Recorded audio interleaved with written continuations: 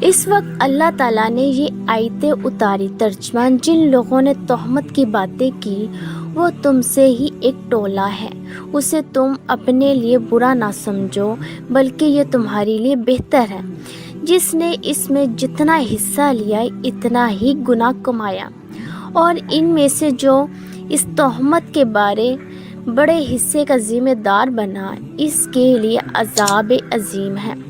جب تم نے یہ قصہ سنا تھا تو مومن مردوں اور عورتوں نے اپنے دل میں اچھی بات کیوں نہ سوچی اور یوں کیوں نہ کہہ دیا یہ تو صریح بہتان ہے۔ پھر یہ تہمت لگانے والے اس پر 4 گواہ کیوں نہ لا سکے؟ پھر جب یہ گواہ نہیں لا سکے تو اللہ کے ہاں یہی جھوٹے ہیں۔ اور اگر تم پر دنیا اور آخرت میں اللہ کا فضل اور اس کی رحمت نہ ہوتی تو جن باتوں میں تم پڑ گئے تھے اس کی پاداش میں تمہیں عذاب عظیم آ لیتا۔ جب تم اپنی زبانوں سے اس بہتان کو اچھالتے تھے اور اپنے منہ سے وہ کہہ رہے تھے جس کے متعلق تمہیں علم نہ تھا اور تم اس معمولی سمجھ رہے تھے، حالانکہ وہ اللہ کے ہاں بہت بڑی تھی۔ اور جب تم نے یہ قصہ سنا تھا تو تم نے یوں کیوں نہ کہہ دیا ہمیں یہ مناسب نہیں کہ ایسی بات کرے، تو پاک ہے، یہ تو بہت بڑا بہتان ہے۔ اللہ تمہیں نصیحت کرتا ہے کہ تم مومن ہو تو آئندہ کبھی ایسی حرکت نہ کرنا۔ اللہ تمہیں واضح ہدایات دیتا ہے اور وہ سب کچھ جاننے والا اور حکمت والا ہے۔ جو لوگ یہ چاہتے ہیں کہ ایمان والوں میں بے حیائی کی اشاعت ہو، ان کے لیے دنیا میں بھی المناک عذاب ہے اور آخرت میں بھی، اور اس کے نتائج کو اللہ ہی بہتر جانتا ہے، تم نہیں جانتے۔ اور اگر تم پر اللہ کا فضل اور اس کی رحمت نہ ہوتی تو برے نتائج نکلتے، اور اللہ یقیناً مہربان اور رحم والا ہے۔ جب یہ آیت اتری تو ابو بکر جو محتاجی اور رشتے کی وجہ سے مستوحہ کی مدد کیا کرتے تھے نے کہا، اللہ کی قسم آئندہ میں مستوحہ کو کچھ نہیں دیا کروں گا، کیونکہ اس نے حضرت عائشہ رضی اللہ عنہا کے متعلق ایسی باتیں کی۔ تب اللہ تعالیٰ نے یہ آیت نازل فرمائی۔ ترجمہ: اور تم میں سے آسودہ حال لوگوں کو یہ قسم نہیں کھانی چاہیے کہ وہ غربت داروں، مسکینوں اور اللہ کی راہ میں ہجرت کرنے والوں کو کچھ صدقہ وغیرہ نہیں دیں گے۔ انہیں چاہیے کہ معاف کر دیں اور درگزر کریں۔ کیا تم پسند نہیں کرتے کہ اللہ تمہیں معاف کر دے؟ اور اللہ بخشنے والا اور رحم کرنے والا ہے۔ یہ آیت سن کر حضرت ابو بکر صدیق رضی اللہ عنہ کہنے لگے، اللہ کی قسم مجھے یہ پسند ہے کہ اللہ مجھے بخش دے۔ پھر مستوحہ سے پہلے سا سلوک کرنے لگے اور کہا، اللہ کی قسم جب تک مستوحہ زندہ رہا میں یہ معمول بند نہ کروں گا۔ سیدہ عائشہ رضی اللہ عنہا کہتی ہے کہ اس تہمت کے زمانے میں آپ حضرت زینب رضی اللہ عنہا ام المومنین میرا حال پوچھتے، تم عائشہ کو کیسے سمجھتی ہو؟ تم نے کیا دیکھا ہے؟ انہوں نے کہا، یا رسول صلی اللہ علیہ وآلہ وسلم، میں اپنے کان اور آنکھ کی خوب احتیاط رکھتی ہوں۔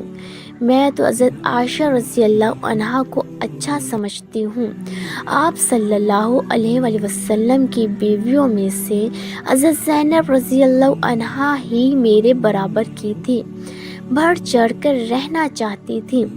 اللہ نے ان کی پرہیزگاری کی وجہ سے انہیں بچا لیا، اور ان کی بہن حمنہ بنت جاش رضی اللہ عنہا اپنی بہن سے اس بارے میں جھگڑنے لگی، تو جیسے دوسری تہمت لگانے والے تباہ ہوئے وہ بھی تباہ ہوئی۔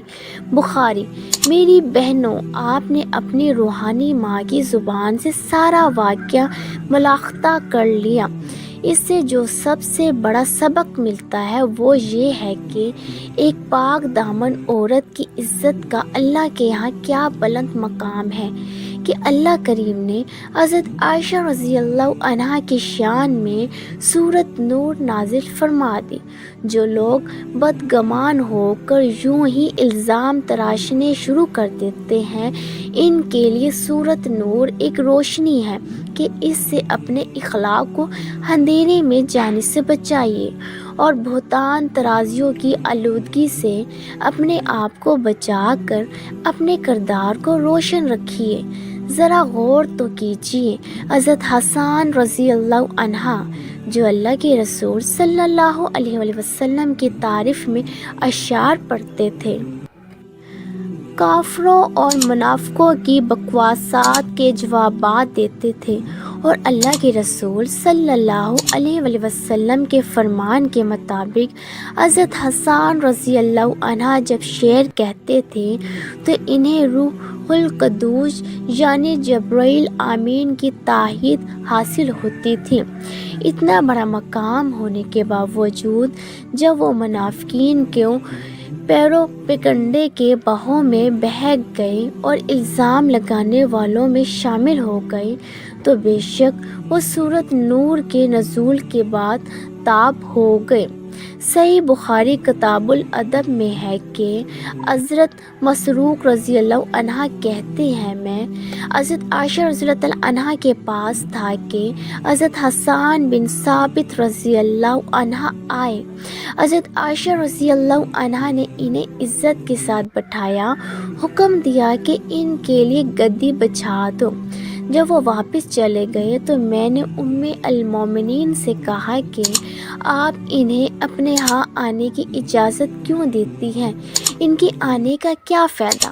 کیونکہ اللہ تعالیٰ نے تو سورۃ نور میں فرما دیا کہ ان میں سے جو شخص تہمت کے بڑے حصے کا ذمہ دار بنا، اس کے لیے عذاب عظیم ہے۔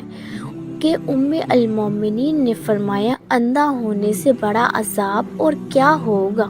حضرت حسان آخری عمر میں نابینا ہو گئے تھے کہ ام المومنین نے فرمایا شاید یہی عذاب عظیم ہو۔